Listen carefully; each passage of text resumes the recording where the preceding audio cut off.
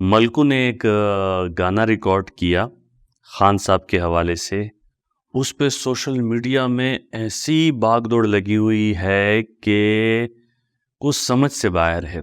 तो आप ज़रा अंदाज़ा लगा लीजिए कि उस गाने की जो रेटिंग है या उस गाने को जिस कदर देखा जा रहा है, पसंद किया जा रहा है, आपको अवाम की सोच का एक अंदाज़ा हो जाएगा।